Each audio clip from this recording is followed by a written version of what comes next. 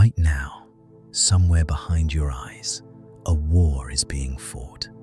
The hum of a refrigerator, the dull roar of traffic bleeding through your walls, the electromagnetic whisper of 1,000 devices you cannot see. Your conscious mind has learned to ignore them. Your brainstem has not. Every unnatural frequency is a tiny alarm, a signal that something in the environment is wrong, and your amygdala responds the only way it knows how. It floods your blood with cortisol, tightens your muscles, and holds your nervous system at the edge of a scream that never comes. You have been living in this state for so long, you have forgotten it is not normal. It is not. It is a slow, invisible form of neurological siege, and your body is paying for every second of it. Now, let it stop. Imagine rain. Not the idea of rain, but the sound itself, washing over the folds of your cortex like a hand across fevered skin. That sound is not new to you. It is ancient. It is written into the deepest architecture of your DNA.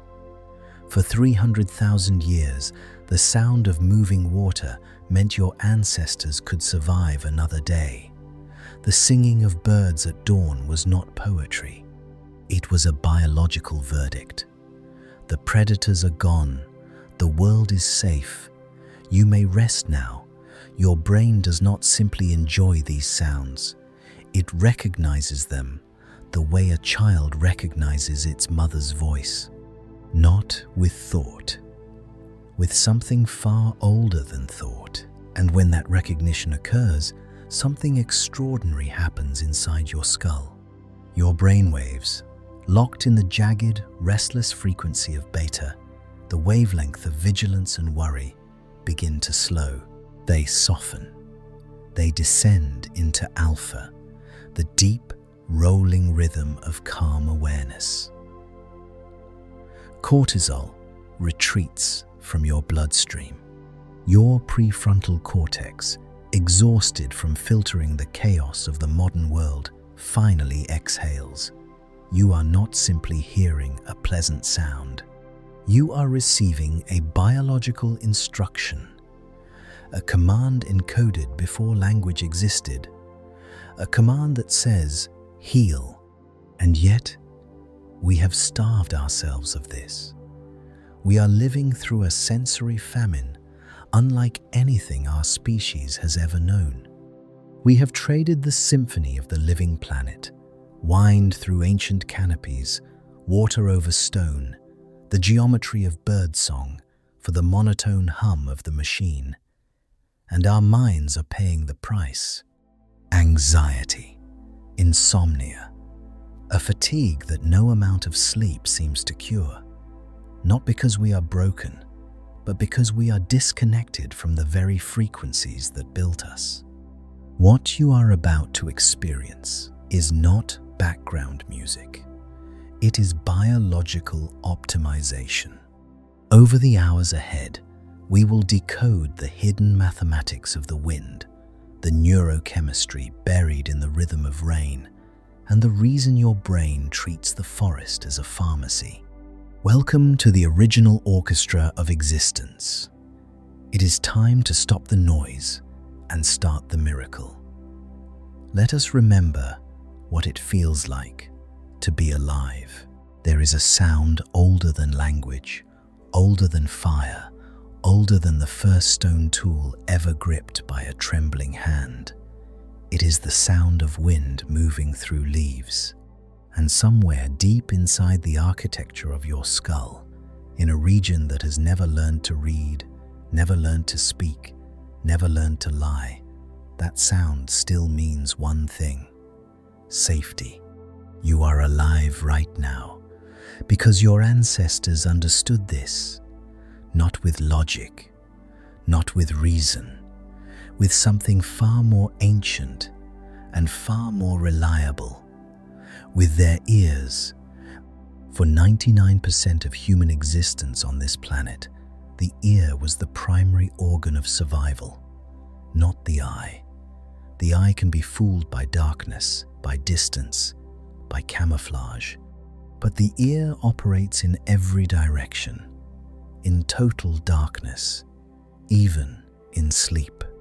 It was the first alarm system, the original radar, scanning 360 degrees of wilderness for a single question that determined whether your ancestors lived to see the morning. Is something out there trying to kill me? And the answer was never found in silence. A silent forest was the most terrifying acoustic signature in the ancient world. When birds stopped singing, when insects went quiet, when the ambient chorus of life suddenly dropped to nothing, it meant one thing: a predator had entered the area. Every small creature with a functioning nervous system had frozen or fled, and the silence that remained was not peace. It was a warning. It was the sound of death holding its breath.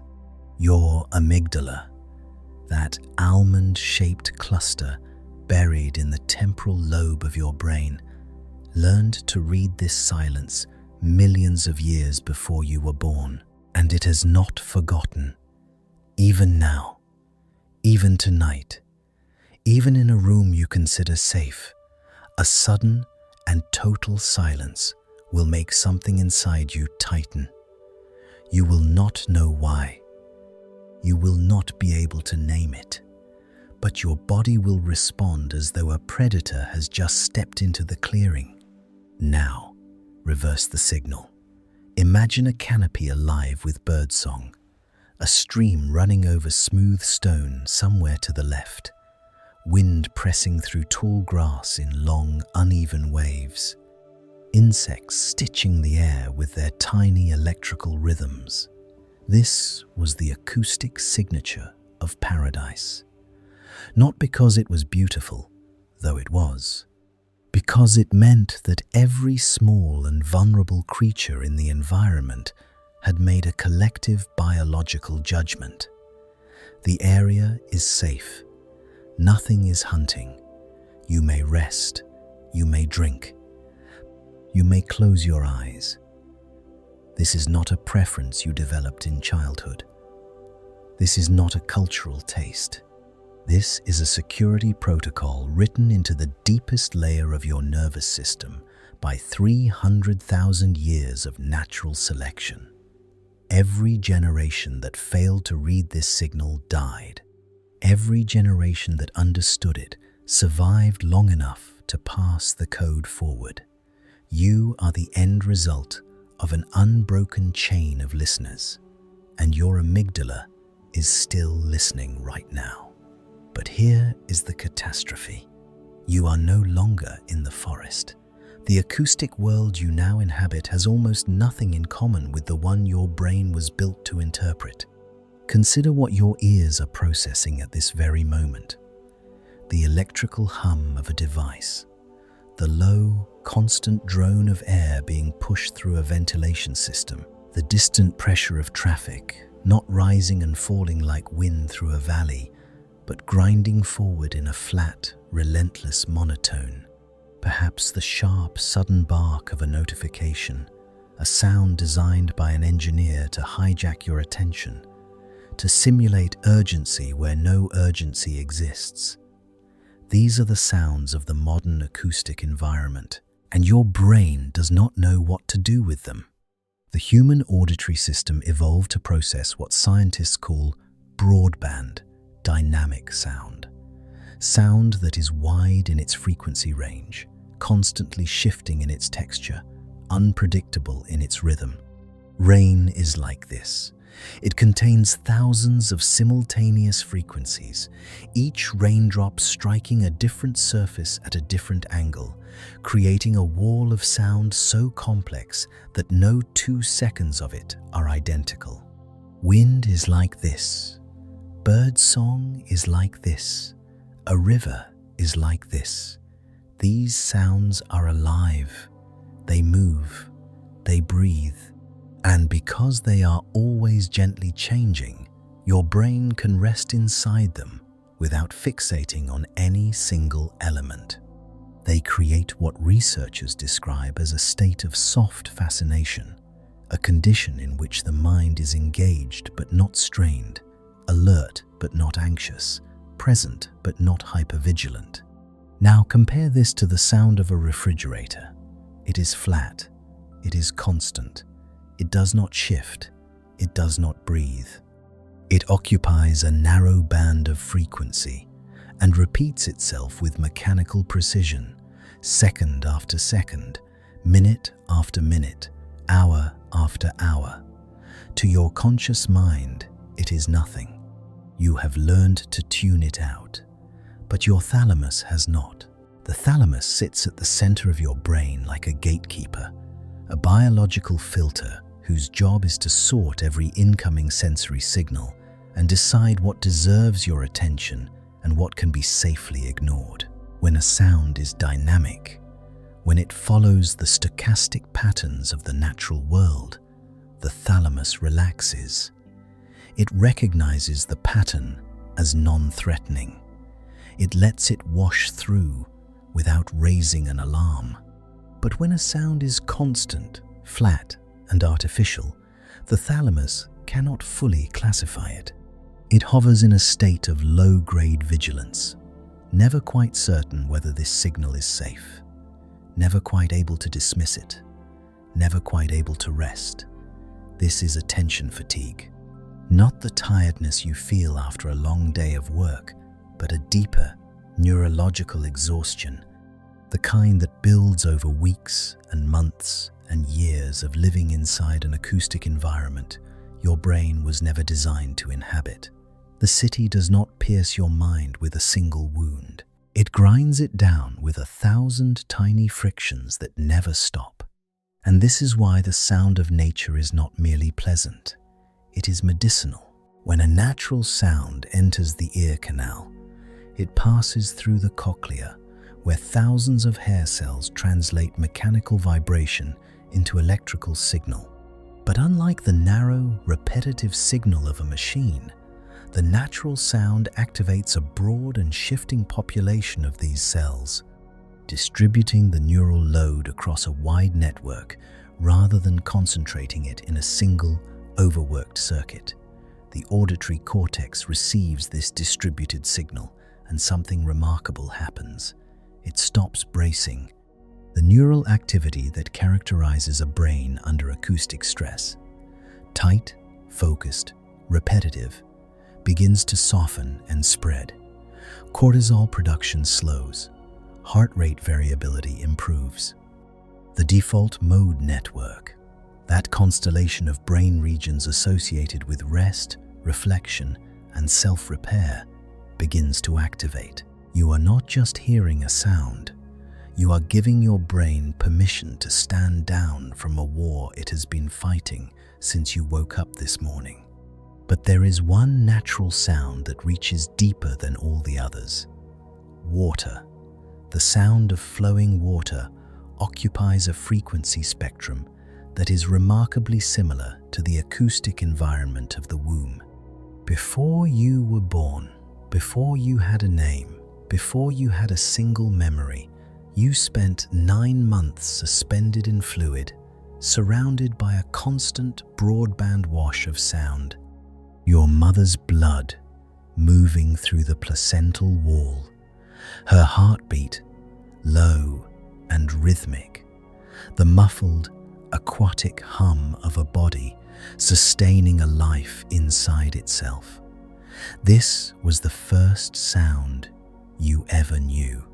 And the neural pathways that were formed by that sound are still there, buried beneath every language you have learned, every song you have memorized, every conversation you have ever had.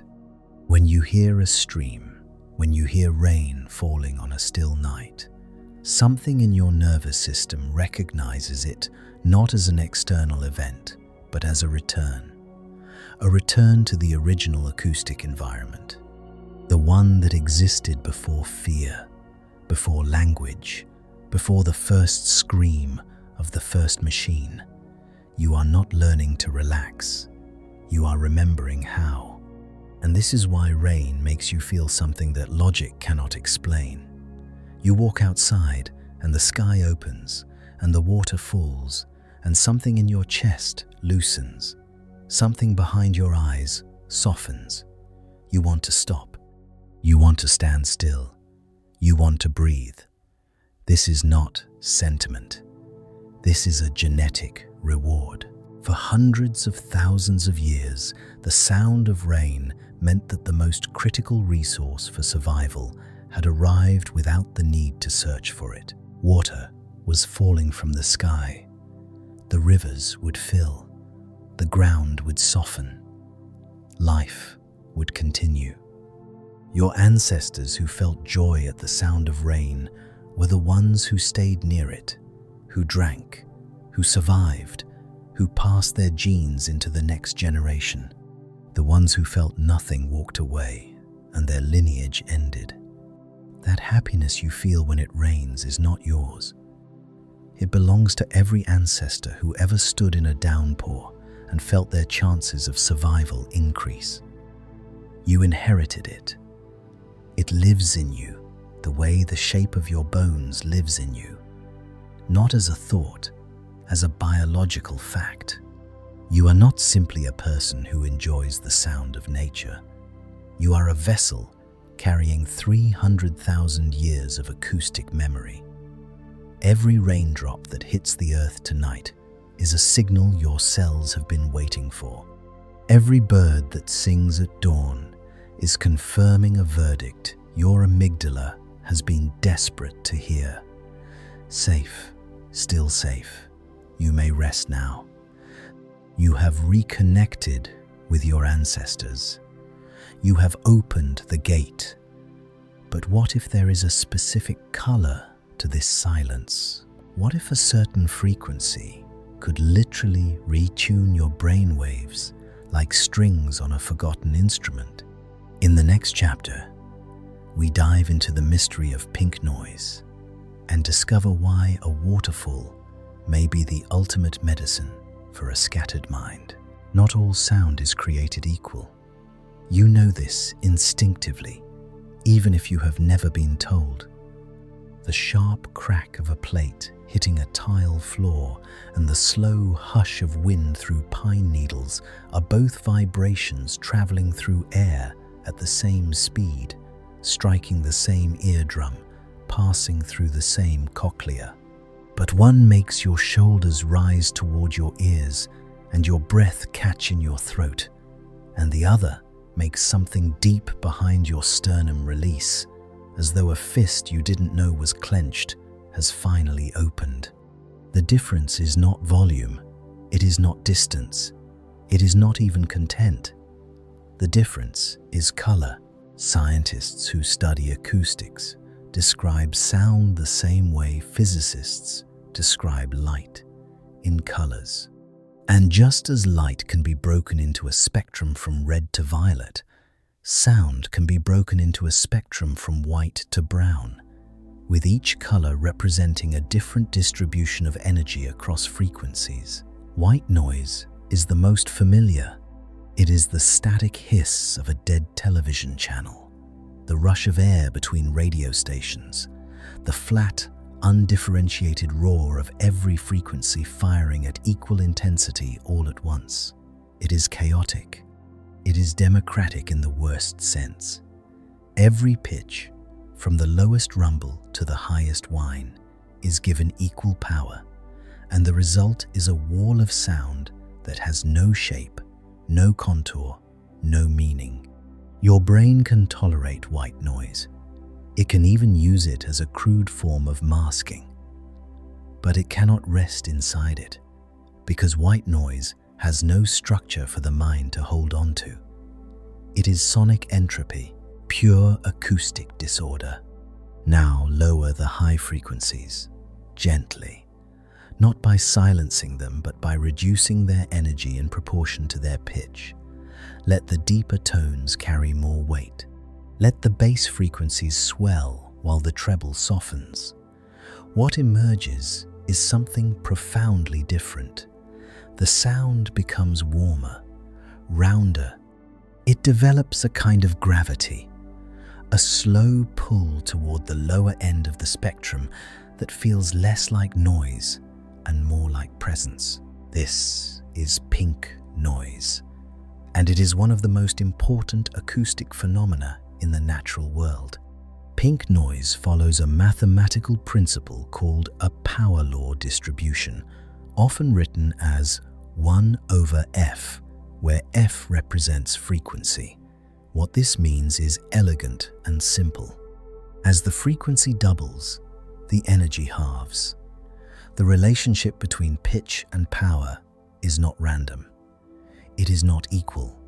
It is inversely proportional, and this creates a sound that is weighted toward depth, that privileges the low and the slow over the high and the sharp. And here is what makes this extraordinary. This same 1/f pattern is not unique to sound. It appears in the rhythm of a healthy human heartbeat. It appears in the fluctuations of your blood pressure over the course of a day. It appears in the electrical oscillations of your brain during restful wakefulness.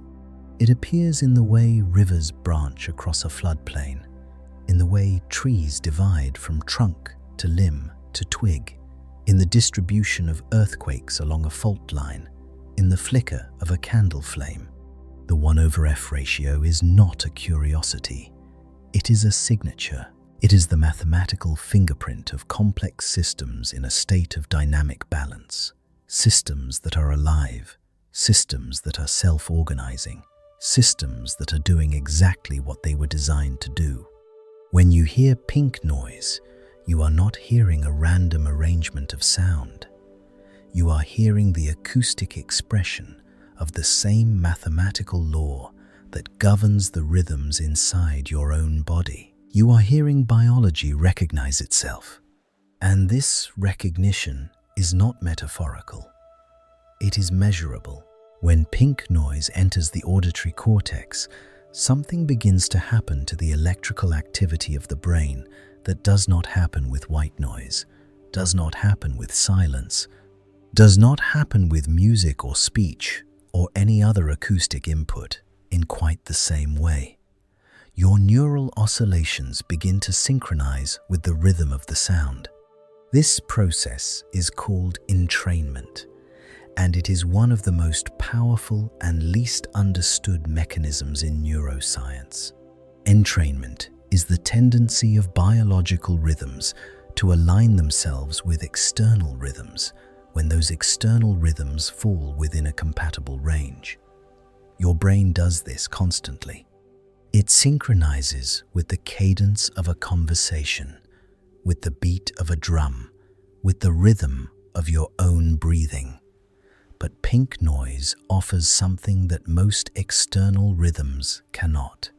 It offers a rhythm that is complex enough to engage the auditory system without demanding focused attention, and stable enough to gently pull the brain's dominant frequency downward, away from the fast, tight, jagged oscillations of beta, the wavelength of stress and analytical vigilance, and toward the slower, broader, deeper oscillations of alpha and eventually theta. Alpha is the brainwave state of calm awareness. It is the frequency your brain settles into when you close your eyes on a quiet afternoon, when you stare at a horizon without thinking, when you let your mind drift without anxiety. Theta is deeper still. It is the frequency of the hypnagogic state, that shimmering threshold between waking and sleep, where the boundaries of thought become soft and fluid, and the brain begins its most essential maintenance work. Pink noise does not force your brain into these states. It invites it. It creates an acoustic scaffolding, a gentle, resonant structure that your neural oscillations can lean against, slow down upon, and eventually match. You are not being distracted from your stress. You are being anchored into a rhythm that is incompatible with stress. The rain is not covering up your anxiety. It is replacing the frequency on which your anxiety operates. And when this entrainment occurs during sleep, the consequences are remarkable. In 2013, researchers at the University of Tübingen in Germany conducted a study that would reshape our understanding of sound and memory. They exposed sleeping subjects to pulses of pink noise timed to synchronize with the slow oscillations of deep sleep, and what they found was extraordinary. The subjects who received the pink noise stimulation showed a dramatic increase in the size and density of their sleep spindles. Those rapid bursts of neural activity that occur during stage 2 sleep and are directly responsible for transferring information from short-term to long-term memory. The subjects did not sleep longer. They did not sleep more deeply by conventional measures, but when they woke, their memory recall had improved by measurable and significant margins. The pink noise had not merely helped them rest, it had amplified the brain's own mechanism for consolidation, for turning experience into knowledge, for making the temporary permanent.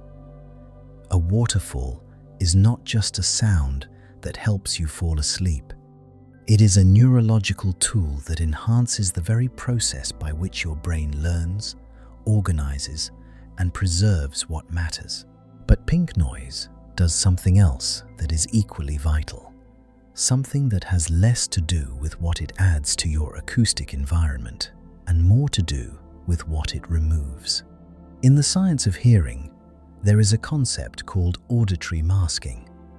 It describes the phenomenon in which one sound renders another sound imperceptible, not by being louder, but by occupying the same frequency range so completely that the masked sound cannot be distinguished by the auditory cortex. Pink noise, with its broad, weighted spectrum, is one of the most effective masking agents in nature.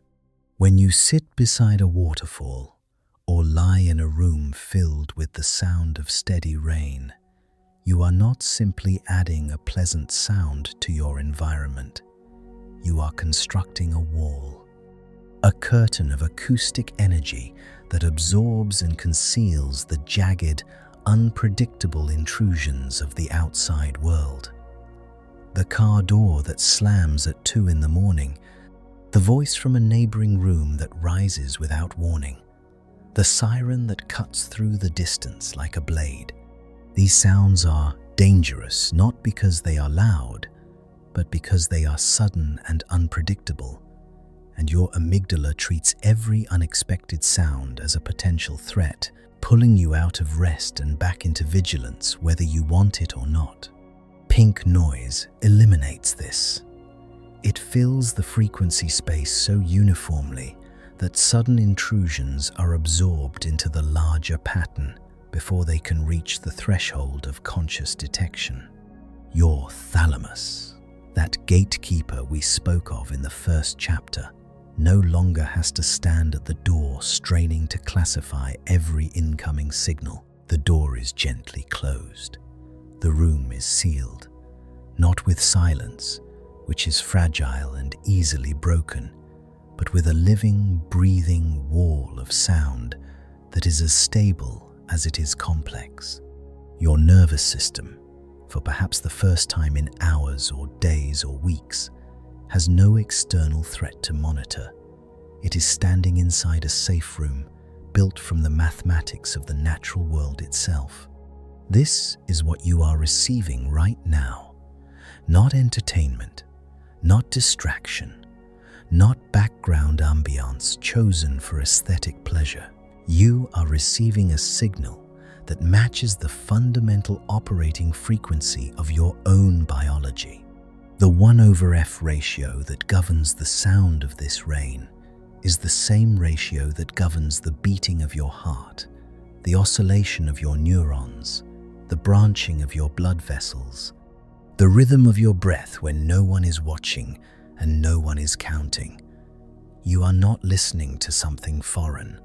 You are listening to the source code of your own body, played back to you through the medium of water and air and the ancient physics of a planet that has been composing this sound for 4 billion years. You were built to hear this. You were built to be healed by this. Your brain is now tuned. Your waves are steady. You are floating in the pink cradle of the universe, held by a mathematical law that was old before your species took its first breath. But as you settle deeper, as the sound of water moves through you like a current through still water, something else begins to stir. A question. The water is not just a sound. It is a movement. It flows. It pulls. It carries attention forward without effort, without resistance, without fatigue. Why does the sound of a river create a state of focus that no office, no silence, no discipline of will has ever been able to match? In the next chapter, we dive into the neurology of flow and learn why your best ideas, your deepest clarity, and your most effortless concentration are all waiting for you at the water's edge. There is a voice inside your head that never stops talking. You know the one. It is not the voice of reason or wisdom or creativity. It is the voice that rehearses conversations you will never have. The voice that replays mistakes from 7 years ago with perfect, punishing clarity. The voice that asks, what if, and what will they think, and what is wrong with me, on an endless, merciless loop. It narrates your insecurities. It audits your worth. It drafts catastrophes that will never arrive and then forces you to feel them as though they are already here. You did not choose this voice. You cannot argue with it. And for most of your waking life, you cannot make it stop.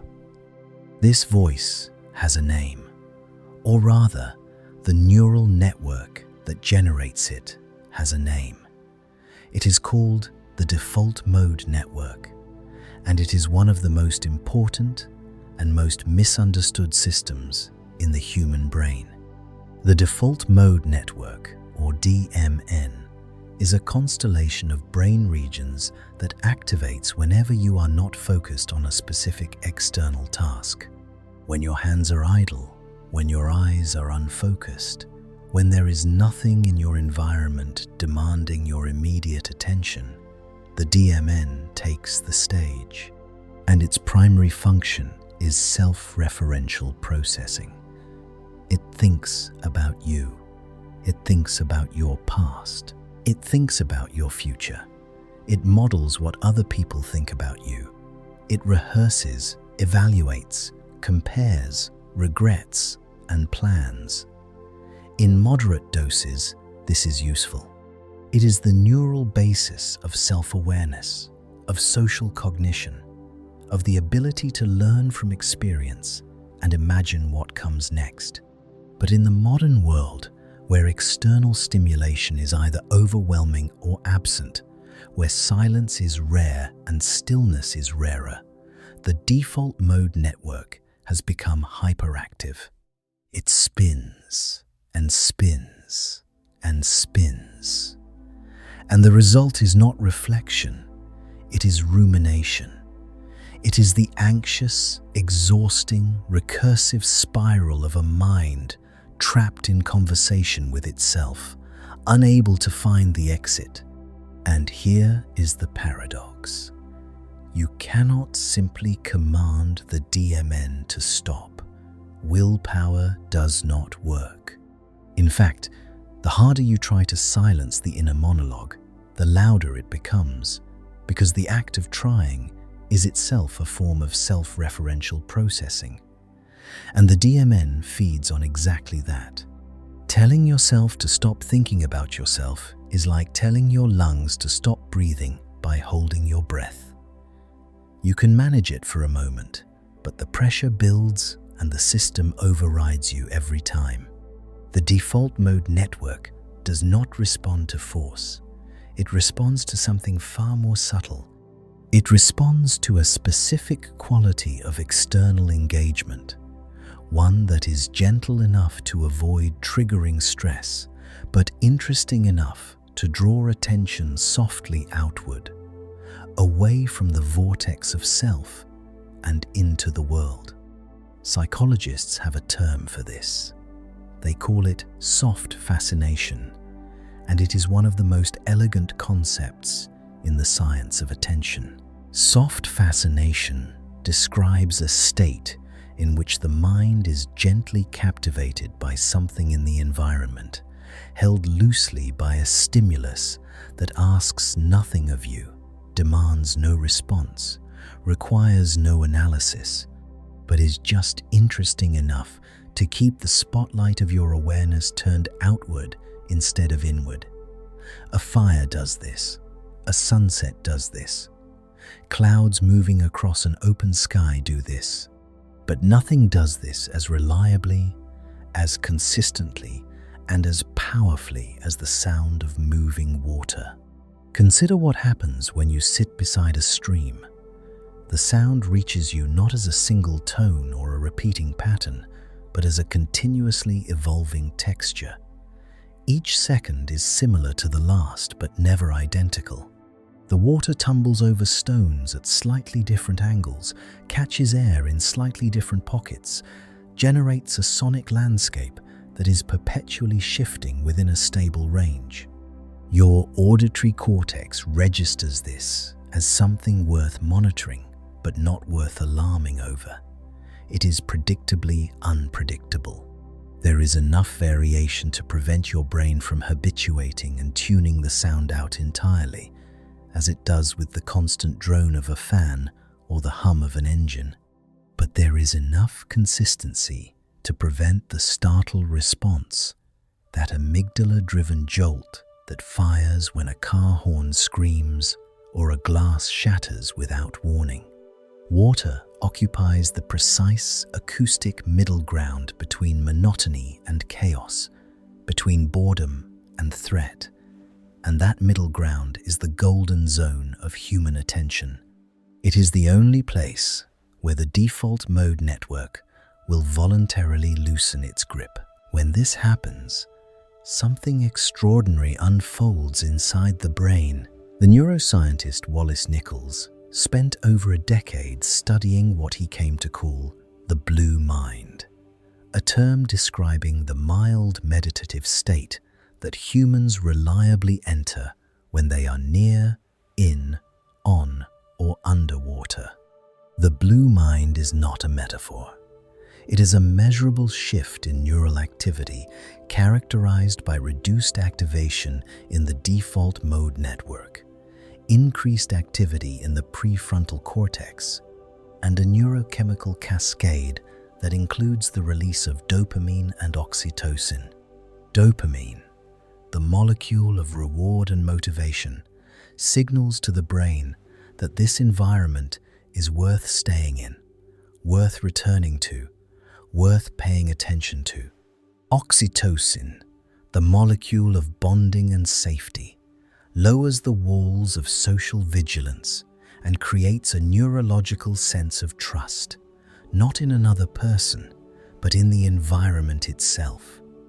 Together, these chemicals transform the prefrontal cortex from a fortress under siege into something far more rare and far more valuable. A laboratory, a safe, quiet, unguarded space where ideas that were previously kept apart by the noise of anxiety and the pressure of self-monitoring can finally drift toward each other and connect.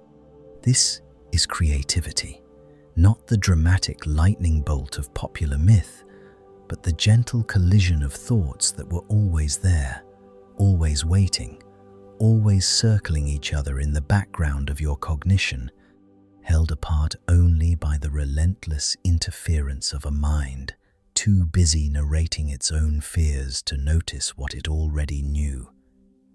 The sound of water does not make you creative. It removes the obstacle that was preventing your creativity from surfacing. It clears the channel. It opens the gate, and then it steps aside, and lets your own mind do what it was always capable of doing, if only it could get out of its own way. This is why you have your best ideas in the shower. You have wondered about this, perhaps even joked about it. Why is it that solutions to problems you have been grinding against for hours or days or weeks seem to arrive effortlessly the moment you step under the spray? It is not the warmth of the water on your skin, though that helps. It is not the privacy of the bathroom, though that helps too.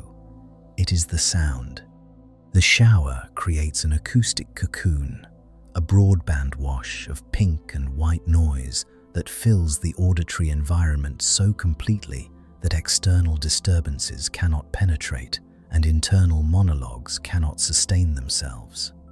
Your visual field is reduced to a blank, unthreatening wall. Your body is engaged in a routine so familiar it requires zero cognitive oversight. And the sound of the water provides just enough soft fascination to keep the default mode network from seizing the stage. For 5 minutes, maybe 10, maybe 15, you are in a state that most people only achieve through years of meditation practice. Your prefrontal cortex is active but unguarded. Your subconscious is speaking, and for once, the conscious mind is quiet enough to hear it. The idea that arrives feels sudden. It feels like it came from nowhere. But it did not come from nowhere. It was always there, waiting in a corner of your cognition, held just below the surface by the weight of your own overthinking. The shower did not create the idea. The shower created the silence in which the idea could finally be heard. And this is precisely what flowing water does at scale. A stream, a river, a rainfall, the rhythmic pulse of ocean waves reaching a shore. These are not background sounds. They are cognitive environments. They are acoustic architectures that reshape the internal landscape of the brain, as surely as a building reshapes the landscape of a city. When you immerse yourself in the sound of water, you are not passively receiving a stimulus. You are entering a neurological state that has a name, a chemistry, and a measurable effect on the structure of your thoughts. The restless, recursive chatter of the default mode network quiets. The prefrontal cortex, freed from the burden of managing anxiety and self-criticism, redirects its resources toward executive function, toward pattern recognition, toward the kind of deep, sustained, and flexible thinking that the modern world demands from you every day but makes nearly impossible to achieve. This is why a person can sit beside a river for an hour and feel as though only minutes have passed. Time distortion is one of the hallmarks of the flow state, that optimal zone of human performance where action and awareness merge and the sense of self temporarily dissolves. The sound of water does not guarantee flow, but it creates the preconditions for it more reliably than almost any other environmental factor ever studied. It lowers the barrier, it builds the runway, and then it lets you take off. Your mind is now a laser. You are in the flow. The water has washed away the static, dissolved the inner monologue, opened a space in your prefrontal cortex that is clean and quiet and ready. But as you drift along this mental river, something else begins to reach you. Not just the sound of water now, but the rustle of leaves overhead, the call of a bird somewhere in the distance, the creak of a branch bending under its own weight. You realize that the river does not flow through emptiness. It flows through a forest. And that forest is speaking to you in a language your immune system already understands. In the next chapter, we enter the auditory cathedral of the trees, the ancient Japanese practice of Shinrin-yoku, and learn how the sounds of a forest can literally rebuild the body's first line of defense against disease. In Japan, there is a practice with no equivalent in the Western medical tradition. It has no pill, no procedure, no waiting room, no prescription. It is called Shinrin Yoku, and it translates simply and beautifully as forest bathing.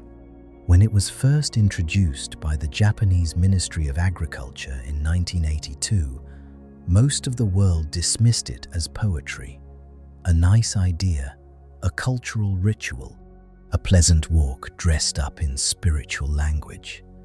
But over the 4 decades that followed, something unexpected happened. Researchers began to measure it. They drew blood before and after. They monitored brain waves. They tracked cortisol, blood pressure, heart rate, and immune cell activity with the cold precision of clinical science. And what they found was not poetry. It was pharmacy. The forest was not merely pleasant. It was medicinal. And the door through which its medicine entered the body most quickly, most reliably, and most powerfully was not the skin, not the eyes, not the lungs. It was the ears.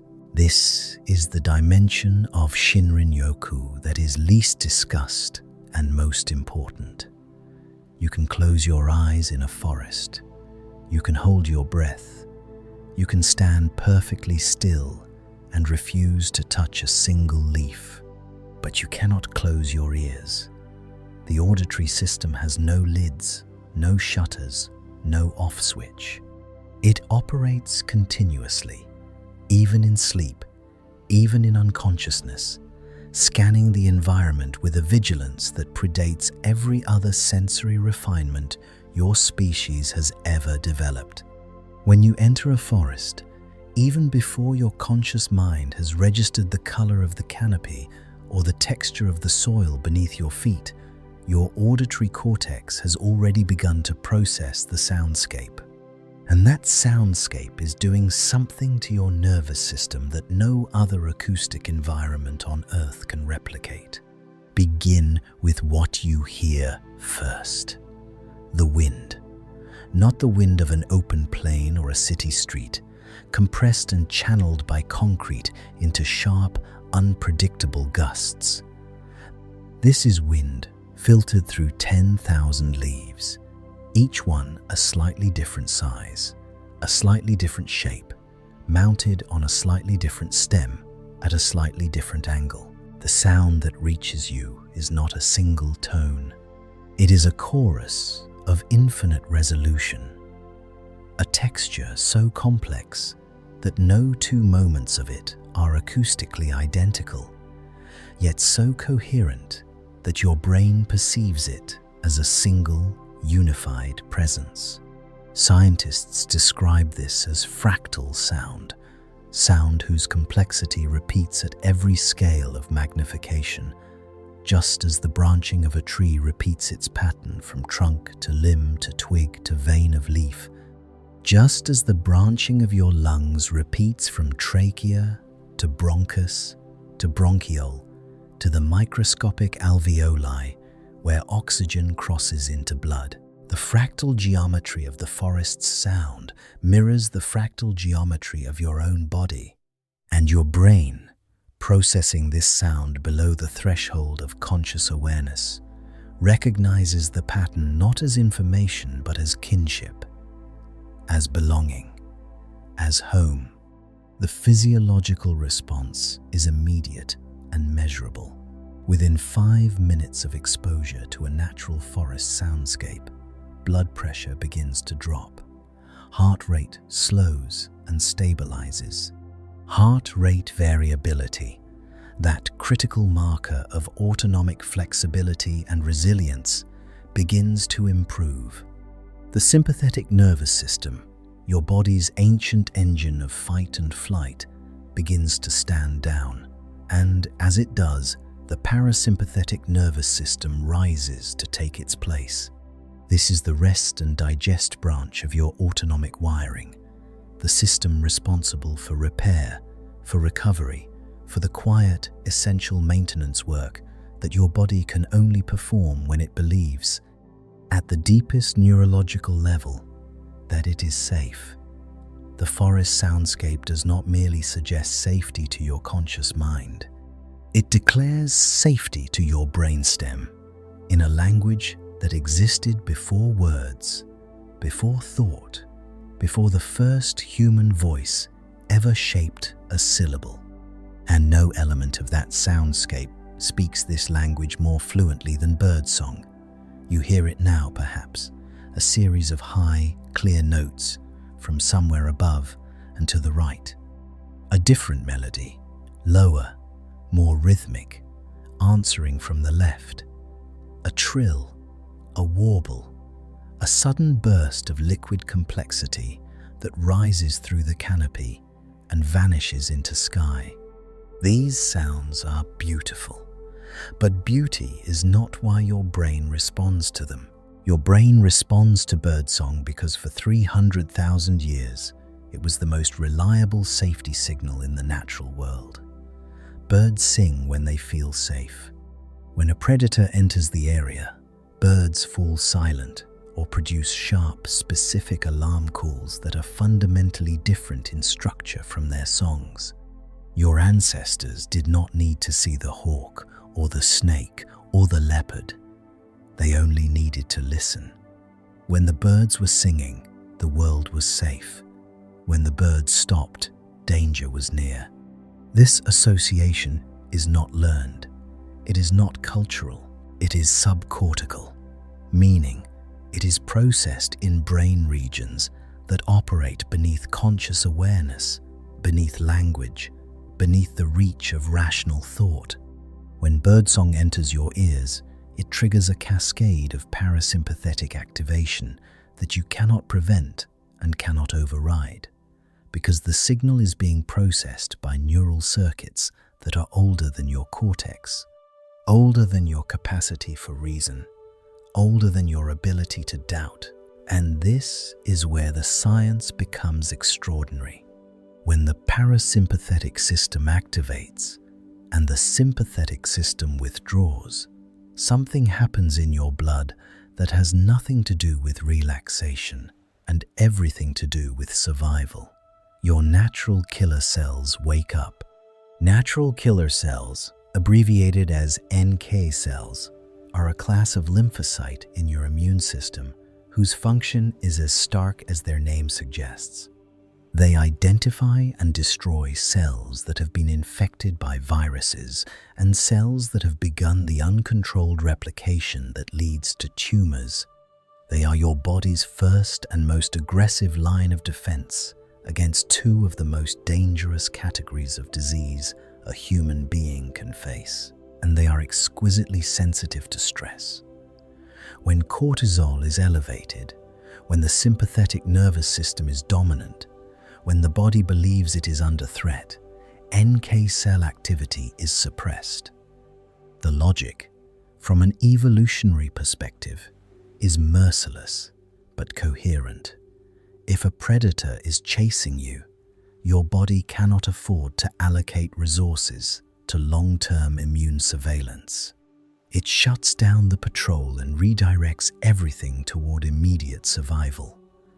Run first, heal later. But in the modern world, the predator never leaves. The cortisol never fully subsides. The sympathetic nervous system never fully releases its grip. And the NK cells remain suppressed, not for minutes or hours, but for weeks, months, years. You are not being chased by anything, but your immune system is behaving as though you are, and the consequences accumulate in silence, invisibly, until they are no longer silent at all.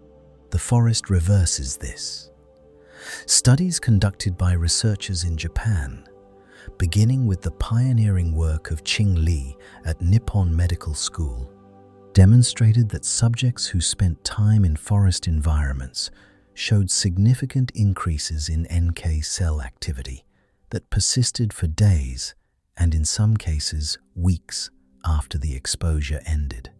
The initial research focused on phytoncides, the volatile organic compounds released by trees as part of their own immune defense, absorbed through the lungs during forest walks. But subsequent studies began to isolate the auditory component, and what they found was remarkable.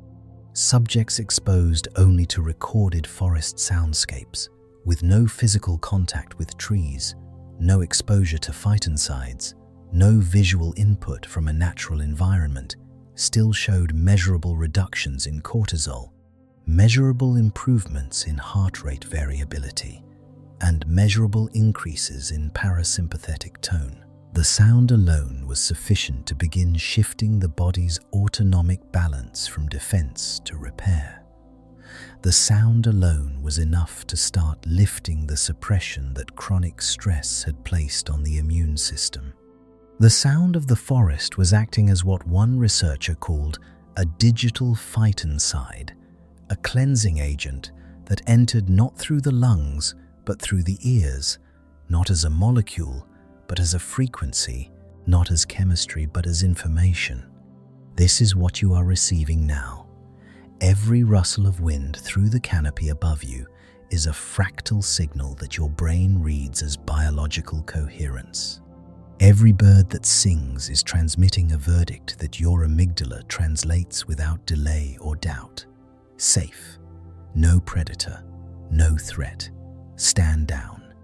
Every layer of this soundscape, from the deep, slow movement of branches in the upper canopy to the quick, bright chatter of insects near the forest floor, is a frequency that your nervous system was calibrated to receive over millennia of co-evolution with the living world.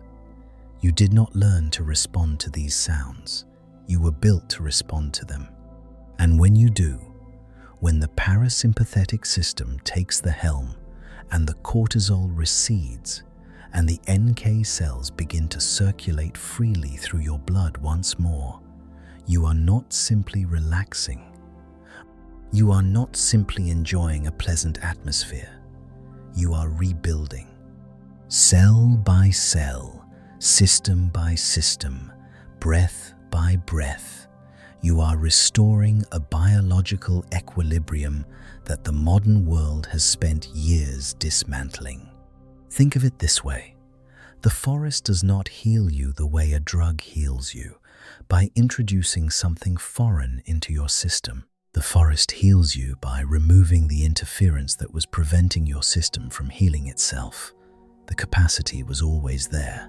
The NK cells were always there. The parasympathetic wiring was always there. What was missing was the signal, the ancient, acoustic, unmistakable signal that tells your body the war is over, the perimeter is secure, the world outside is alive and calm and abundant, and you may finally, safely, turn your resources inward and repair. Your body is healing. Your cells are standing tall.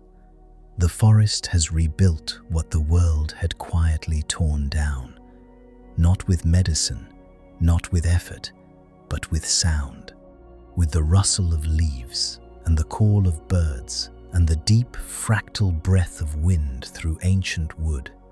But as you stand here, restored and still, something intrudes at the edge of your awareness. A hum, low, flat, mechanical, a frequency with no variation, no life, no fractal depth. It is distant, but it is growing. And you recognize it, not with your ears, but with your gut, as the sound of the world you must return to. The world of concrete and current and ceaseless electrical drone. In the next chapter, we turn to face that world directly. We enter the sensory prison, and we confront the silent killer hidden in the hum of your refrigerator, the buzz of your fluorescent light, and the invisible acoustic poison of the city that never sleeps. Listen, right now. Not to my voice, but to what is behind it, what is beneath it. That low, almost imperceptible hum that lives in the walls of the room you are in. You have stopped noticing it. That is not because it stopped. It is because your brain, exhausted from years of fighting it, surrendered. It gave up trying to alert you, but it did not give up processing it. Somewhere deep in your auditory cortex, a cluster of neurons is firing right now, suppressing that hum, pushing it below the threshold of your awareness, spending energy, burning glucose, working to keep you from hearing something that has not stopped droning since the day you moved into this building. This is the sound of modern life, not the sounds you notice, the sounds you have been trained to ignore, and they are costing you more than you know. The refrigerator in your kitchen emits a continuous tone at approximately 120 Hz. The fluorescent or LED fixture above your head produces a nearly inaudible buzz.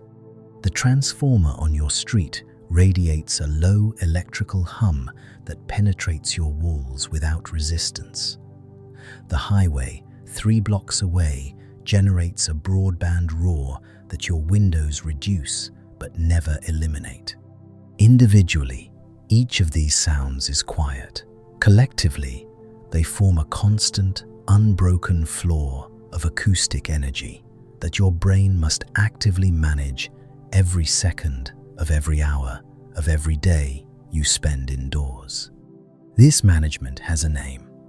It is called neural inhibition, and it is one of the most metabolically expensive processes your auditory system performs. Your brain is not simply letting these sounds wash over it. It is fighting them.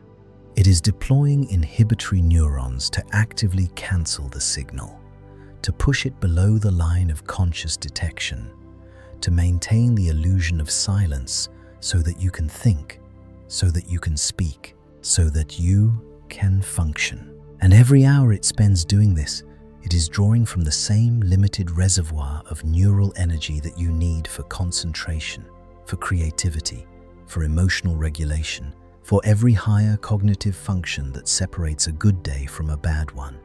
This is inhibitory fatigue, and it is the invisible tax you pay for living inside the machine. You have never seen it on a bill. No doctor has ever diagnosed it, but you have felt it.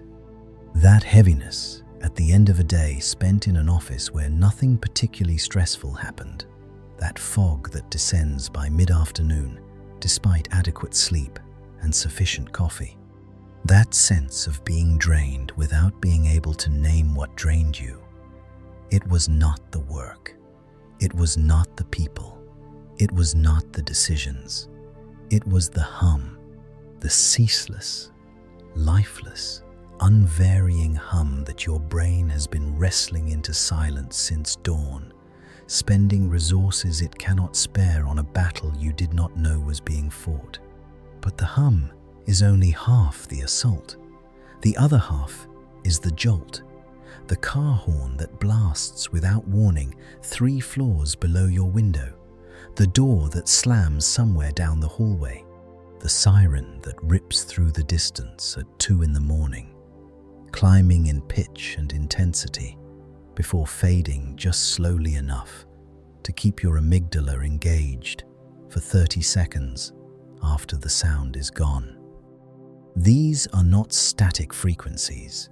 They are acoustic shrapnel, sudden, sharp, and completely unpredictable, and they exploit the single greatest vulnerability in your nervous system. Your brain cannot tolerate unpredictability. Every unexpected sound, no matter how brief, triggers a micro-activation of the sympathetic nervous system. Your adrenal glands release a small pulse of cortisol. Your heart rate ticks upward by a fraction.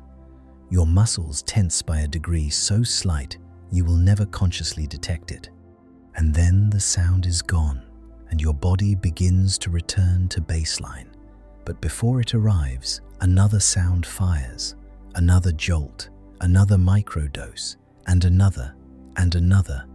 Over the course of a single day in a moderately noisy urban environment, your body processes hundreds of these events, each one too small to register as stress, but their cumulative effect is devastating.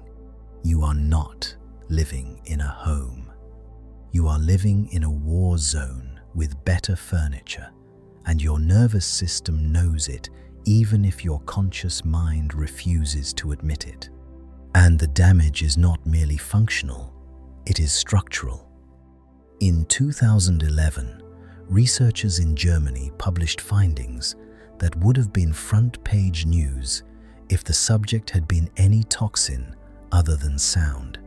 They used high-resolution magnetic resonance imaging to scan the brains of people living in areas of chronic noise exposure, and what they found was a measurable reduction in the volume of gray matter in the prefrontal cortex.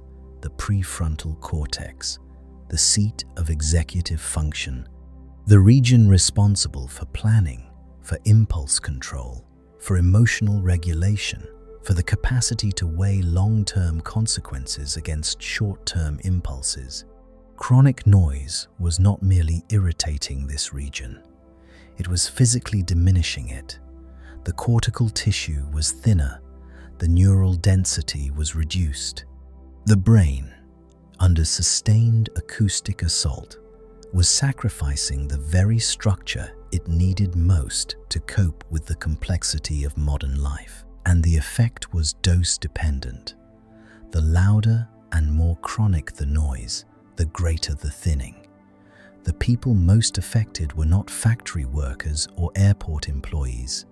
They were ordinary people, living on busy streets, sleeping near highways, working in open-plan offices filled with the constant acoustic crossfire of conversations, keyboard clatter, and ringing phones.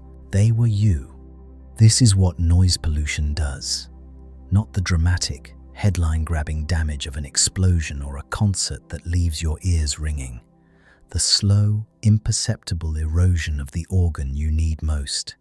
Your prefrontal cortex is not being destroyed. It is being worn away, like a stone under a drip that never stops. And as it thins, you become slightly more impulsive, slightly less patient, slightly more reactive, slightly less capable of holding your emotions at arm's length and examining them before you act. You will never trace these changes back to the noise because the noise is invisible. It has no color, no shape, no weight, but it is reshaping the inside of your skull with the slow certainty of water reshaping rock.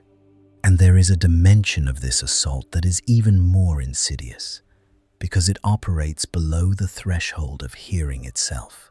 Machines do not only produce audible sound, they produce infrasound, vibrations at frequencies below 20 Hz, below the range of human hearing, too low for your cochlea to translate into anything your conscious mind could identify as a tone. But your body detects them. Your chest cavity resonates at certain infrasonic frequencies. Your vestibular system, the balance apparatus of the inner ear, responds to pressure waves that the auditory nerve never reports. And the effect of chronic exposure to these invisible vibrations is a sense of unease that has no apparent source, a weight in the chest, a fatigue that sleep does not fix, a low, persistent dread that attaches itself to nothing and everything at once. Researchers who study infrasound have documented its effects in buildings near industrial sites, near wind turbines, near underground transit systems.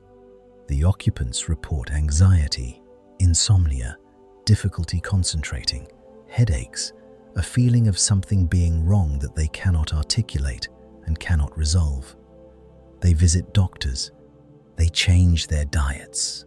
They question their mental health. What they rarely question is the building itself, the machine in the walls, the frequencies they cannot hear, but their bodies cannot stop absorbing. You may have felt this, that inexplicable exhaustion that follows you from room to room, that tension in your chest that no amount of deep breathing fully releases. It is not in your head, it is in your hertz. The acoustic gravity of your environment is pulling at your body with a force you were never designed to resist, because in the world your nervous system was built for, this force did not exist. So what do? You cannot dismantle the city. You cannot silence the highway. You cannot reach inside the walls of your apartment and strangle the transformer that has been humming since before you signed the lease. And here is the cruelest revelation of all. You cannot even retreat into silence, because silence in a city does not exist. What you call silence when you close your window and turn off the television is not silence. It is merely a reduction in the amplitude of the assault. The hum remains, the infrasound remains, the distant broadband pressure of 10,000 machines operating within a mile of your body remains. Urban silence is a lie. It is noise with better marketing. And your brain, processing this attenuated but still unnatural soundscape, never fully disengages its inhibitory machinery, never fully releases its sympathetic tone, never truly arrives at the state of deep parasympathetic rest that your body requires to repair, to consolidate, to heal. The only escape is not subtraction, it is replacement.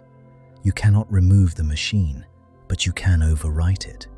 You can flood the auditory channel with a signal so complex, so biologically coherent, so deeply recognized by your nervous system that the mechanical hum is not merely masked, but neurologically displaced.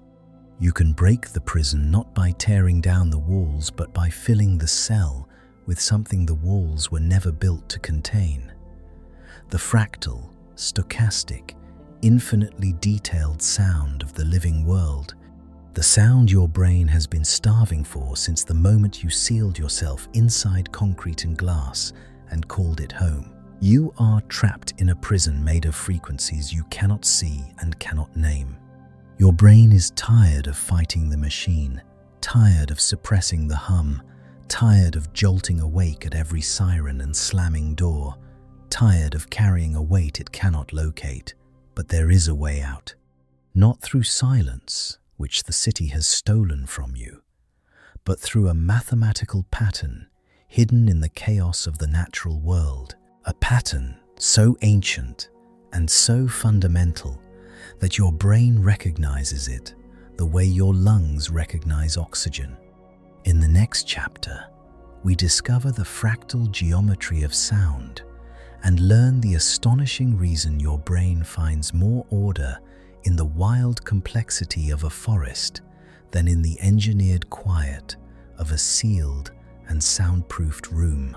Look at a fern, not quickly, not casually, but with the kind of attention you would give a blueprint. Start with the whole frond, that elegant arc of green reaching outward from a central stem. Now, look closer. Each branch extending from that stem is a smaller copy of the whole, and each sub-branch extending from that branch is a smaller copy still. And if you had a magnifying glass, you would see that each leaflet on each sub-branch carries the same shape again, repeating, echoing, folding inward at every scale of magnification, like a mirror, reflecting a mirror, reflecting a mirror into infinity. This is a fractal, a structure in which the pattern of the whole is embedded in every part. And once you learn to see it, you will find it everywhere. In the branching of rivers across a delta, in the splitting of lightning across a night sky, in the way a coastline whether measured in miles or in inches, reveals the same jagged, recursive complexity at every resolution. In the clustering of galaxies across the visible universe, nature does not build in straight lines. Nature builds in fractals. And this principle, this deep, recursive, self-similar architecture, does not stop at what you can see. It extends into what you can hear. The sound of rain falling on a forest canopy is not a single sound. It is a composite of thousands of simultaneous impacts, each raindrop striking a surface of different size, texture, density, and angle, producing a unique micro-event that lasts a fraction of a second before being replaced by the next. If you were to visualize this sound as a waveform, you would not see the flat line of a machine hum or the rigid peaks of a metronome. You would see a shape of extraordinary complexity, a waveform that never exactly repeats, yet never entirely changes, a pattern that contains smaller patterns within it, which contains smaller patterns within those, cascading downward through every timescale from seconds to milliseconds. This is a fractal soundscape, and it is not unique to rain. The wind through a forest is fractal. The tumble of a stream over rocks is fractal. The overlapping songs of birds in a canopy, each operating on its own rhythm and frequency, together compose an acoustic texture that is fractal in its layering, fractal in its timing, fractal in its spectral distribution. The natural world does not produce sound in lines. It produces sound in the same recursive, self-similar, infinitely nested geometry with which it produces everything else. And here is where the story turns inward, because your brain is a fractal too. The neural networks of your cortex branch and rebranch in patterns of self-similar complexity that are statistically indistinguishable from the branching of a tree. Your lungs are fractals, dividing from trachea to bronchus to bronchiole to alveolus in a recursive cascade that packs an enormous surface area into a compact space.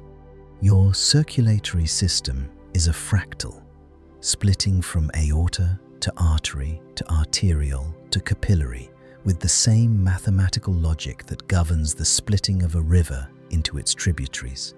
Even the electrical activity of your brain, the oscillation of your neural rhythms across time, follows fractal patterns.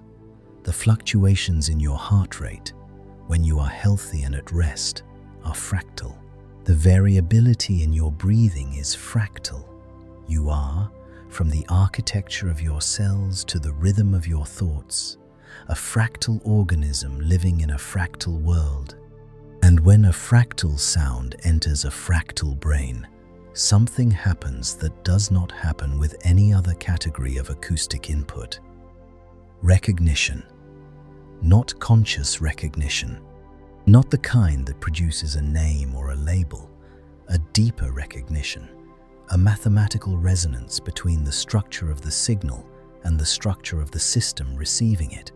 The geometry outside matches the geometry inside, and the brain, encountering a pattern that mirrors its own organizational logic, does something it almost never does in the modern world.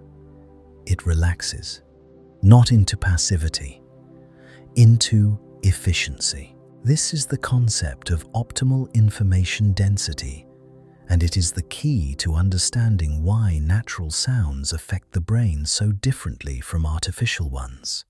Your brain is, at its most fundamental level, a pattern recognition machine. Every sound that enters your ear is a puzzle that your auditory cortex must decode, classify, and respond to. When the sound is too simple, too predictable, too repetitive, the brain begins to habituate. It reduces its engagement. It withdraws attention, but it cannot fully disengage because the sound is still there, still demanding a baseline level of processing, still occupying neural bandwidth without providing any information worth processing.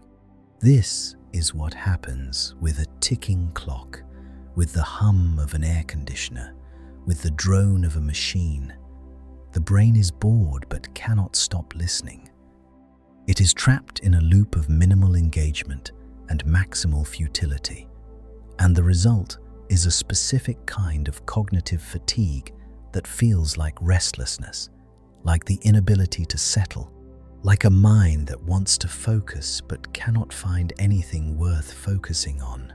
Now consider the opposite extreme, a sound that is too complex, too unpredictable, too chaotic.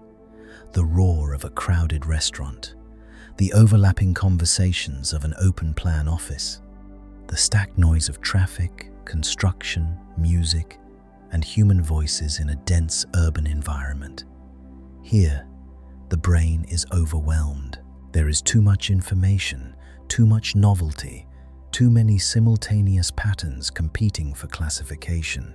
The auditory cortex is flooded, the thalamus is overloaded, and the result is a different kind of fatigue. The fatigue of overstimulation, the headache, the irritability, the desperate craving for quiet that follows a day spent in acoustic chaos.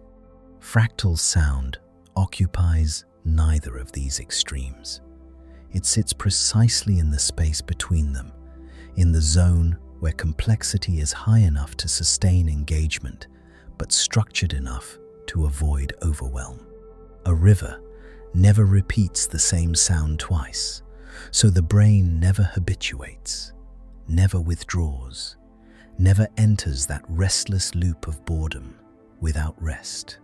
But a river also never produces a sound that is truly random, truly unexpected, truly alien to the patterns the brain has been trained over millennia to anticipate. Each moment of the sound is a variation on the moment before, a novel expression of a familiar theme, a new sentence in a language your auditory cortex already speaks fluently. This is stimulation without stress, complexity without chaos, novelty without threat. It is the acoustic equivalent of a conversation with someone who is endlessly interesting but never exhausting. Someone who says something new every time they speak, but never says anything that requires you to defend yourself. And this is why you can listen to a river for 3 hours and feel nothing but peace, while a ticking clock of identical volume will drive you to the edge of madness in 20 minutes. The clock is linear. It delivers the same packet of information at the same interval with the same intensity in an endless, mechanical repetition that your brain decoded completely within the first 2 seconds and has been helplessly reprocessing ever since. There is no new information. There is no variation. There is nothing to discover. And yet the sound continues, click after click after click, each one a tiny insult to a brain that was built to process rich, evolving, textured environments, and is instead being fed the acoustic equivalent of a blank wall. The river is fractal. Every second contains information the previous second did not. But that information is related to what came before, connected by the same underlying mathematical law, the same 1/f distribution, the same self-similar structure that your brain recognizes as the signature of a natural system in dynamic equilibrium. Your auditory cortex can process this sound indefinitely without fatigue because the sound is delivering information at precisely the rate and complexity that the cortex was designed to handle. It is not too much. It is not too little. It is the exact density of acoustic input that allows the brain to remain alert and engaged while simultaneously entering a state of deep parasympathetic rest. This is the neurological paradox of fractal sound. It wakes you up and calms you down at the same time, because it is operating at the precise frequency of your brain's own optimal function. Think about what this means.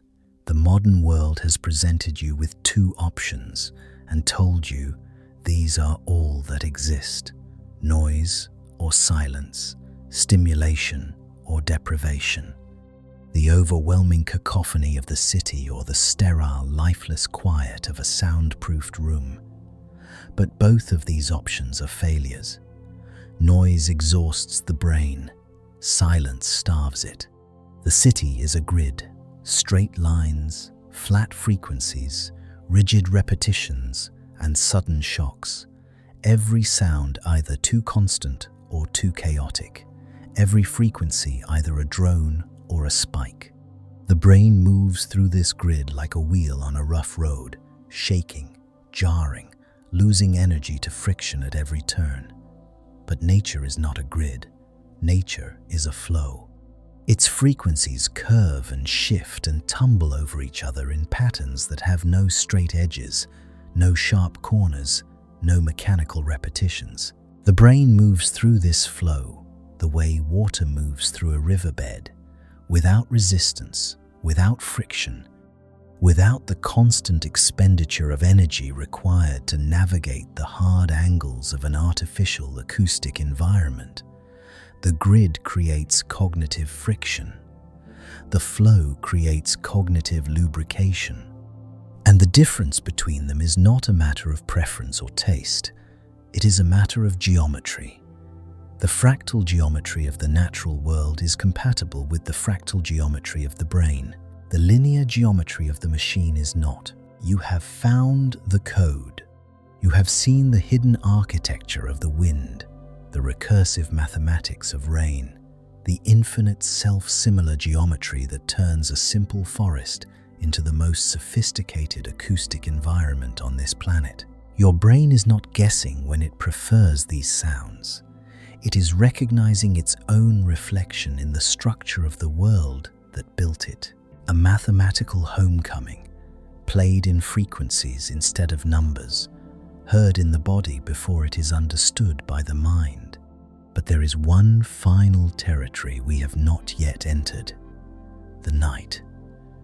When the sun falls below the horizon and the daytime chorus fades, a different orchestra takes the stage. The slow pulse of crickets, the distant murmur of thunder rolling across a plain, the deep enveloping silence between the stars, broken only by the sounds of creatures who do their most essential work in darkness. In the next chapter, we meet the architect of sleep and discover why the sounds of the night hold the key to the deepest, most restorative journey your brain will ever take. Close your eyes. Not yet, but soon. First, let me take you back past the glow of your phone screen, past the hum of your city, past the fluorescent buzz that has become the lullaby of the modern age, back to a night 200,000 years ago, on an open savanna under a sky so dense with stars it looked like shattered glass. Your ancestor is lying on the ground. There are no walls. There is no roof. There is no lock on any door, because doors have not been invented and will not be for another 190,000 years. The only thing between this sleeping body and every predator that hunts in the dark is sound. And the sound is alive. Crickets pulse in slow, overlapping rhythms. A frog calls from somewhere near a water source to the east. The wind moves through the dry grass in long, sighing waves. Something rustles, small, light, the movement of a rodent or a lizard, nothing large enough to matter. And woven through all of it, the steady, ambient hum of a living ecosystem operating at its nocturnal baseline. This sound is not silence. It is the opposite of silence. It is a declaration made by hundreds of small, vulnerable creatures simultaneously that the perimeter is secure. Nothing is hunting. Nothing is creeping through the grass.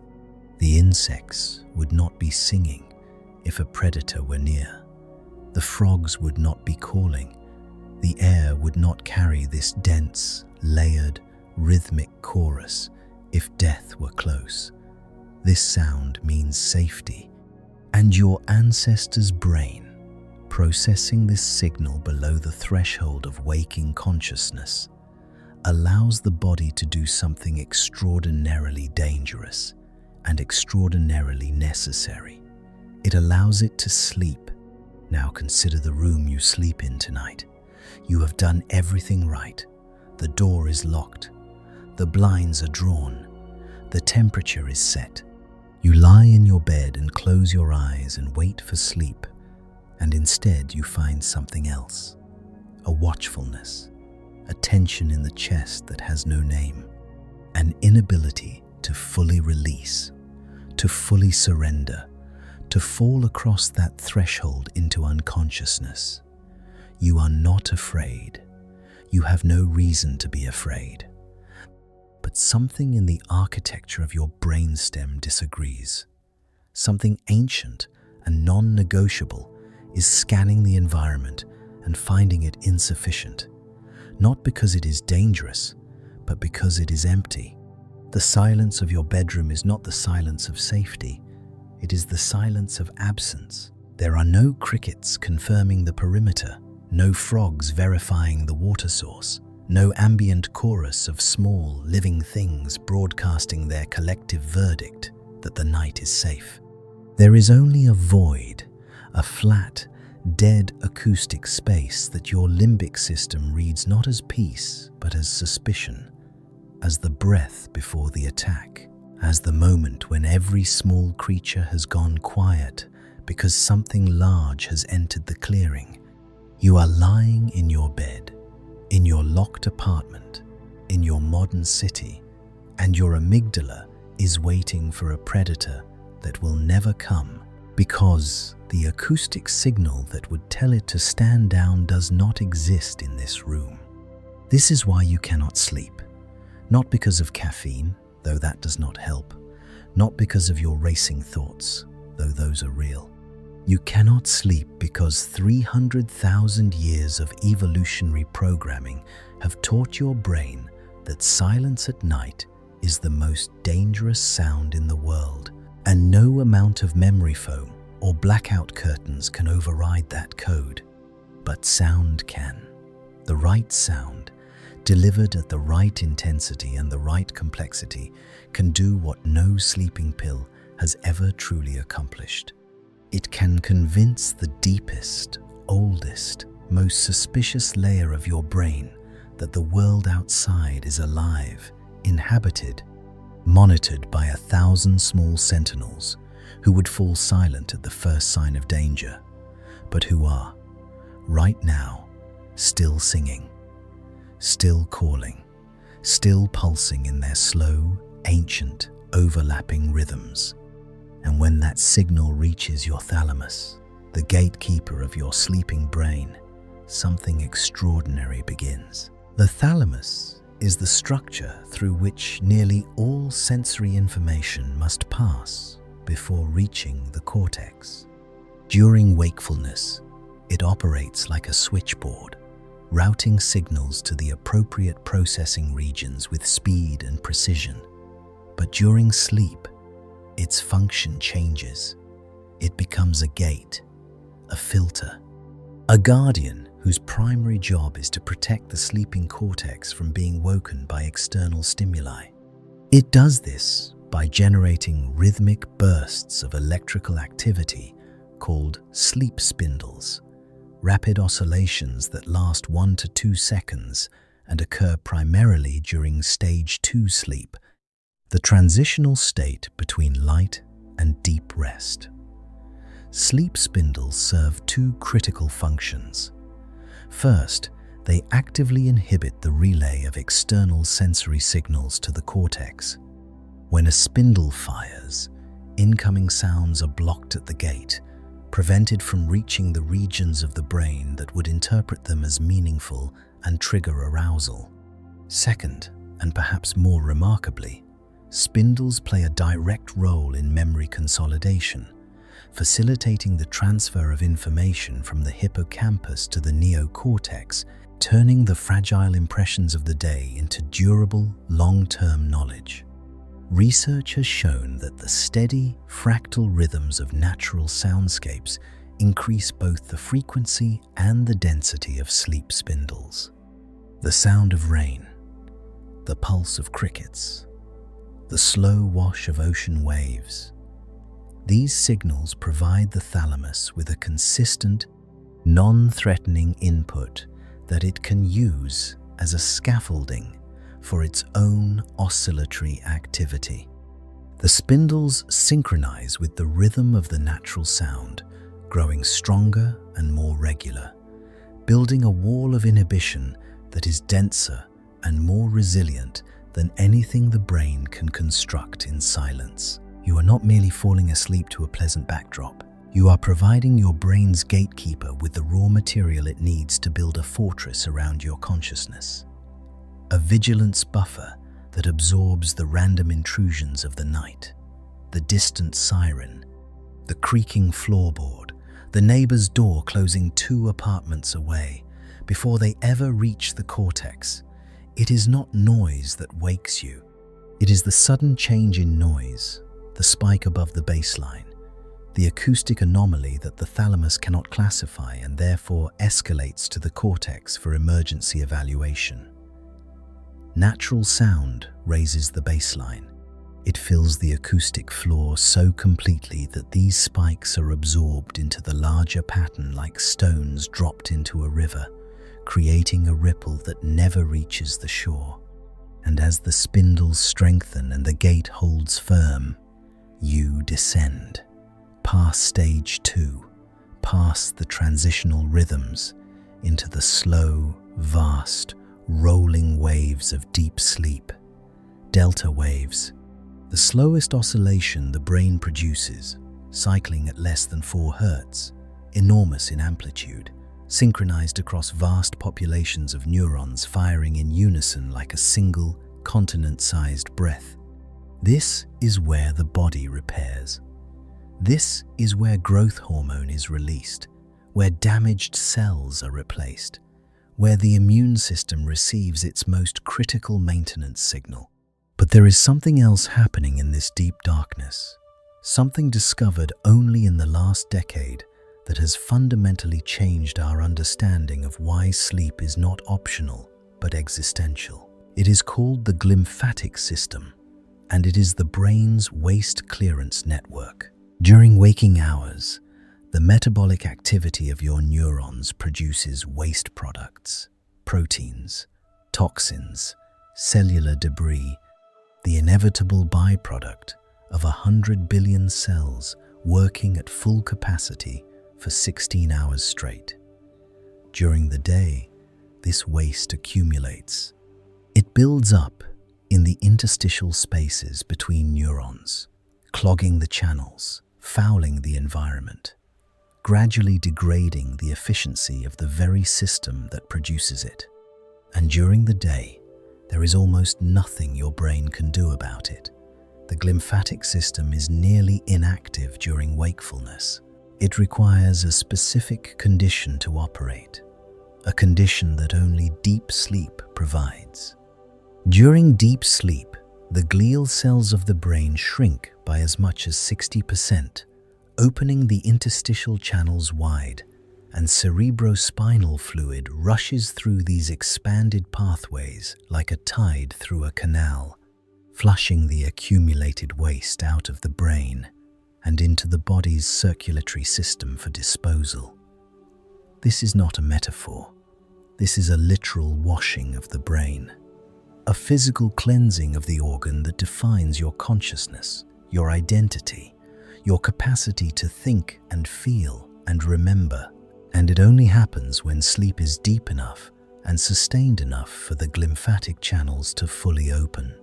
Natural sound optimizes this process, not by acting on the glymphatic system directly, but by creating the conditions under which the system can operate at its full capacity.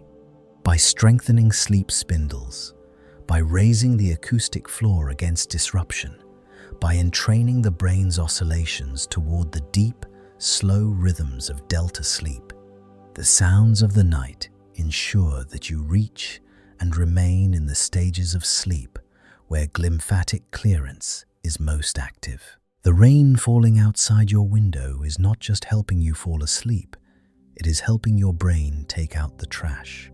It is facilitating a neurological housekeeping process that, when disrupted by chronic noise or insufficient sleep depth, has been linked to the accumulation of the very proteins associated with cognitive decline and neurodegenerative disease. The stakes of a good night's sleep are not about how you feel in the morning. They are about the structural integrity of your brain across the years and decades of your life. And through it all, beneath the spindles, beneath the delta waves, beneath the quiet rush of cerebrospinal fluid through channels opened by the deep surrender of sleep, there is a rhythm, the rhythm of your breath. And if you are sleeping near the ocean, or if the sound of ocean waves is moving through the air around you, something subtle and profound is occurring. The average ocean wave reaches shore at a rate of approximately 6 to 8 cycles per minute. The average human breathing rate during deep sleep is approximately 6 to 8 cycles per minute. This is not coincidence. It is entrainment at the most fundamental biological level. The rhythm of your lungs, synchronizing with the rhythm of a body of water that covers 70% of the planet's surface, aligning your most basic physiological cycle with the pulse of the earth itself. You are not just sleeping. You are breathing with the ocean. You are being rocked by a tide that has been keeping time since before life crawled onto land. Your eyes are closed now. Your brain is clean, washed by a tide that flows through channels only the deepest sleep can open. The night has finished its work, building and repairing and clearing away the residue of a day spent thinking, feeling, being alive. The spindles have guarded the gate. The delta waves have rolled through your cortex like slow thunder across an open plain. The crickets have sung their ancient verdict of safety into the ears of an animal that still needs, after all these centuries, to be told it is allowed to rest. But as the first light begins to rise, as the night sounds fade and the threshold of waking approaches, something shifts. A realization: the forest is not out there. The river is not a place you must travel to. The ocean is not a coast you must reach. They are inside you. They have always been inside you. Their rhythms are your rhythms. Their geometry is your geometry. Their mathematics is the mathematics of your cells and your breath, and the electricity that dances across your cortex in patterns older than your species. You have not been listening to nature. You have been listening to yourself, reflected back through the medium of the living world. In our final chapter, we reach the eternal symphony and learn how to carry this miracle with you through every waking moment, through every crowded street and buzzing office and concrete corridor, until the boundary between the natural world and your inner world dissolves entirely and you become what you were always meant to be, the conductor of your own peace. You have traveled a great distance to arrive here, not in miles, in depth. 7 chapters ago, you were a passenger in your own acoustic life, buffeted by the noise of a world you did not design, absorbing frequencies you never chose, carrying a weight in your nervous system that you could not name and did not know how to set down. You understood, perhaps vaguely, that nature sounds were pleasant, that rain was calming, that something about the ocean made you breathe more slowly, but you did not know why.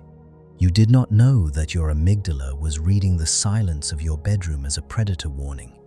You did not know that the hum of your refrigerator was taxing your prefrontal cortex every second of every day. You did not know that the branching of a tree and the branching of your lungs share the same mathematical signature, or that a waterfall generates the exact frequency pattern that strengthens the spindles guarding your sleep. You did not know that you were starving, not for food, not for rest, for a sound that your DNA has been asking for since before you were born. Now you know, and knowing has changed the architecture of your brain. This is not a metaphor.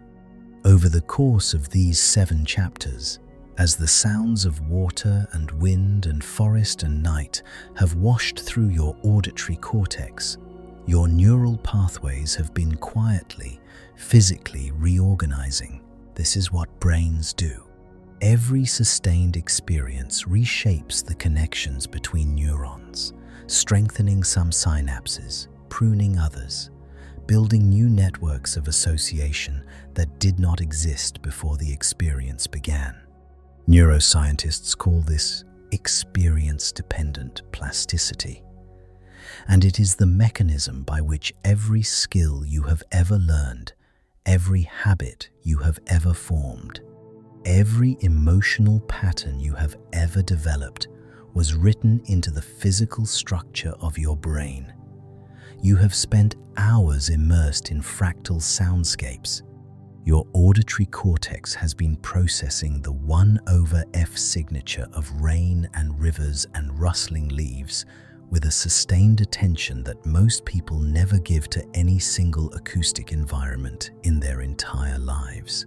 And in doing so, your brain has learned something.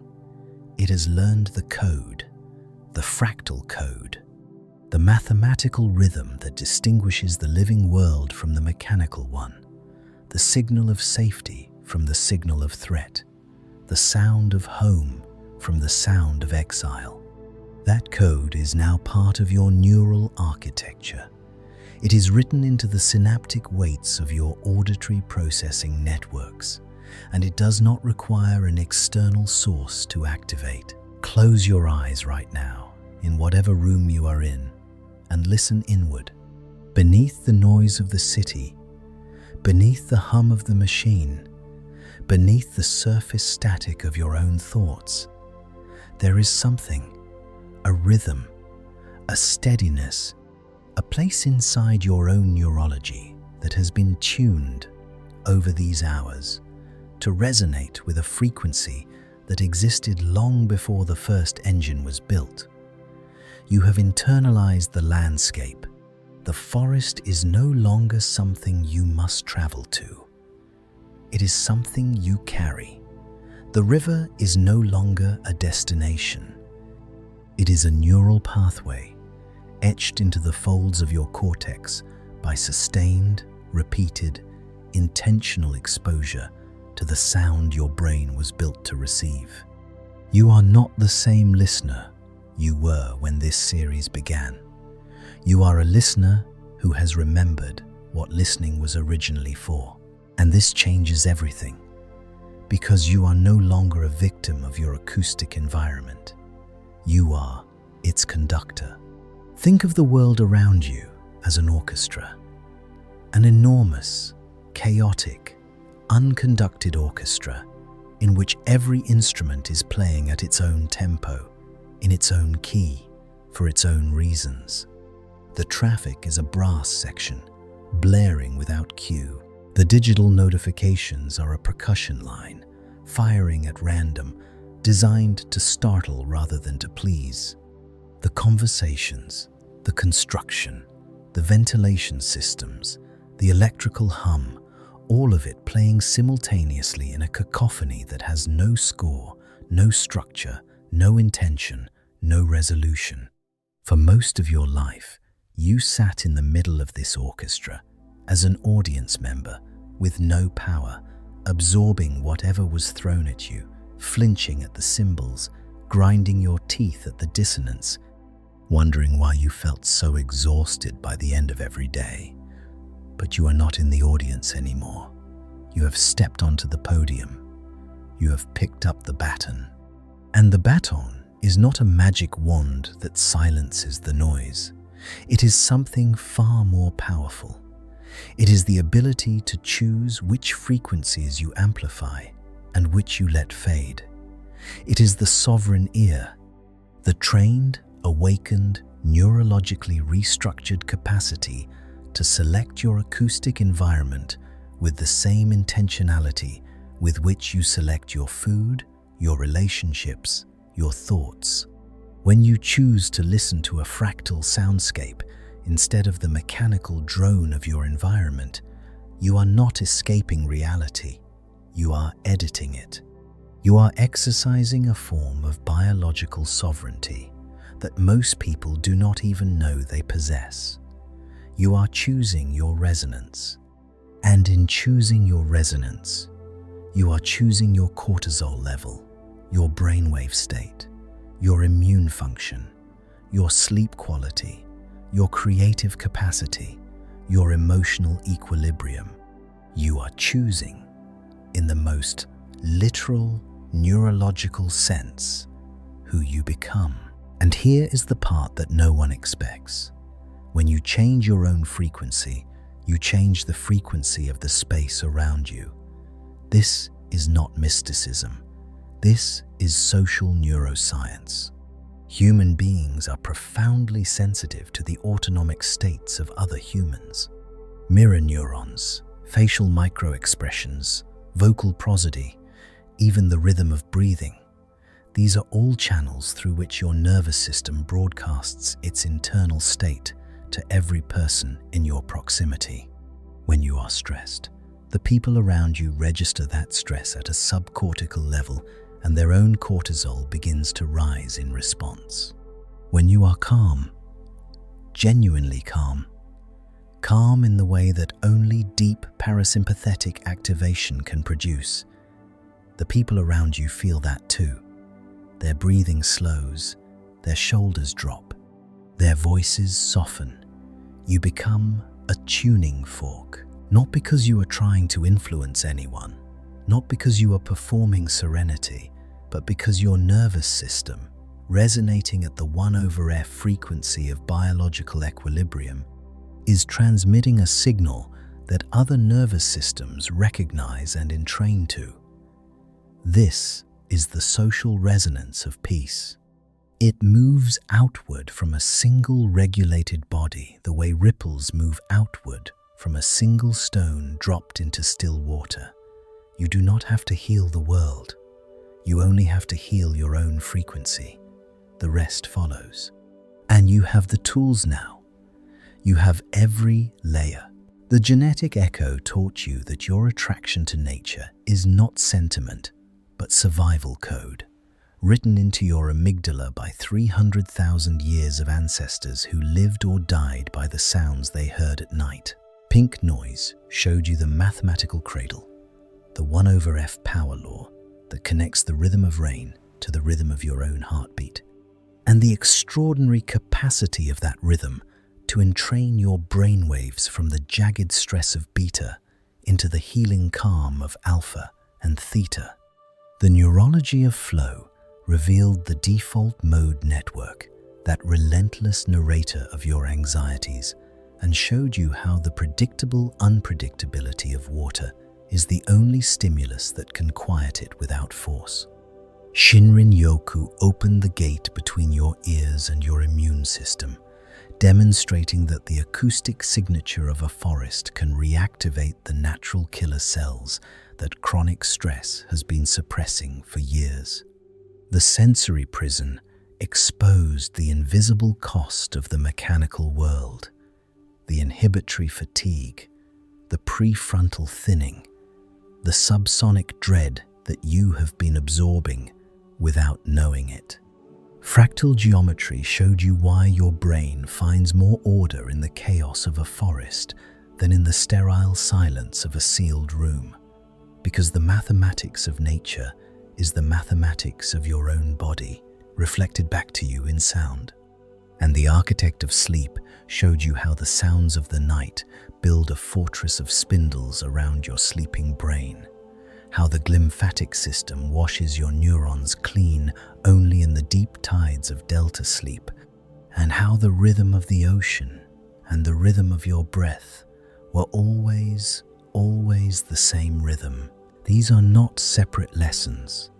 They are layers of a single structure, a sensory shield, a resonant architecture that you have built, chapter by chapter, frequency by frequency, around the deepest and most essential parts of who you are. You are not fragile anymore.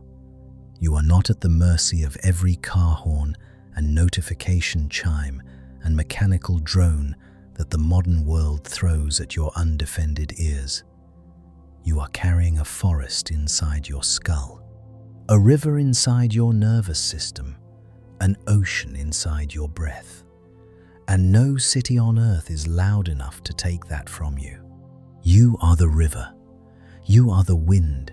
You are the rain that falls on the canopy of your own consciousness, fractal and endless, washing the surface of your thoughts until what remains is not emptiness, but clarity. Not silence, but the kind of sound that silence is made of. The eternal, self-similar, infinitely recursive hum of a universe that has been composing itself for 14 billion years and chose, in this particular arrangement of carbon and water and electricity, to become aware of its own music. This was never about a playlist.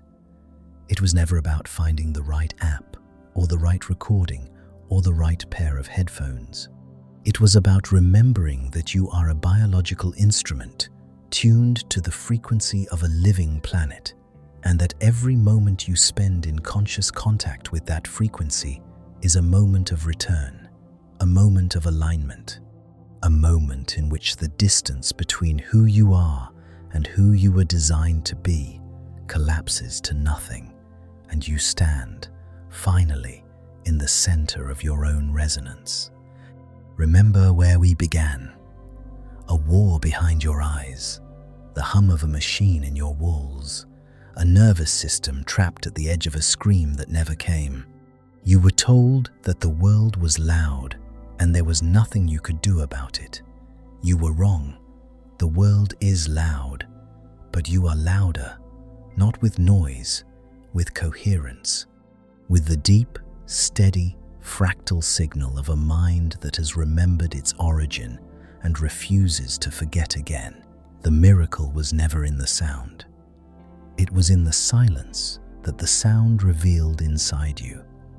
A silence that was always there, waiting beneath the static, patient as stone, ancient as water, vast as the space between stars.